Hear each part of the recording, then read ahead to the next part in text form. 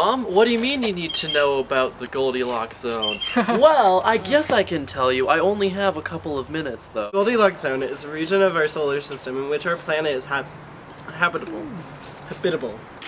The sweet spot is where water can sustain on the surface, as it is far enough from the sun that the Earth doesn't burn up, and close enough to the sun that the Earth isn't frozen over. Utilizing SPORE to show what terraforming could do to the habitability of planets. The planet shown starts out as Terraform 0, which means it is far too hot and molten for anything to survive. In order to make it more habitable, we lower the temperature, and that makes it so it becomes habitable for, well, more basic life forms, but eventually plants and animals, which once plants and animals can survive, we can add the humanoid structures to live there. What this does is establishes an ecosystem to allow the star system's planets to survive and continue to prosper. Terraforming, while theoretical, would combat the issues with the Goldilocks zone, making it so a planet that does not reside in it could in fact become habitable. Not every planet that forms in the accretion disk in the earlier solar system is a terrestrial planet, and not all of them are in the same order as they are in our solar system, with 4 inner terrestrial planets and 4 outer Jovian planets.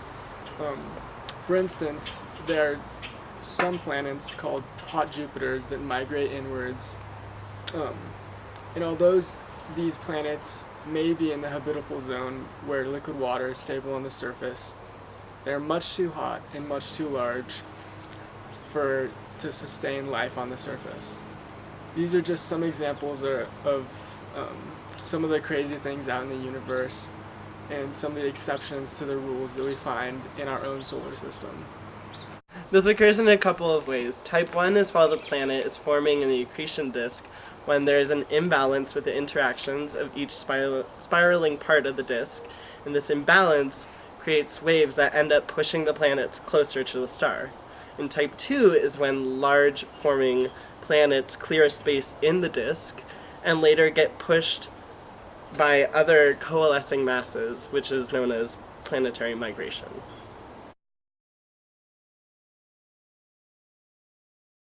If our solar system formation mirrored what it did in the majority of the rest of the galaxy, and our system did in fact have hot Jupiters, they would be residing in the Goldilocks zone, but as we mentioned before, they'd be far too massive and hot for life to actually form on them, even though they're within the zone and can technically meet some of them due to the close proximity of the hot Jupiter planets to the, in this case, the sun or other stellar formations or stars.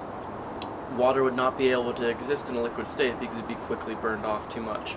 So there would not be able to be life in our solar system if it was like other systems in the galaxy. I hope you enjoyed our rants, useless information, and maybe just a hint of accuracy. And I think Ladies and gentlemen, astronomy. Come back. Be here. Not that she could find it. I'm blending. You can't see me. Where did David go? I'm like a black hole. You can't see me.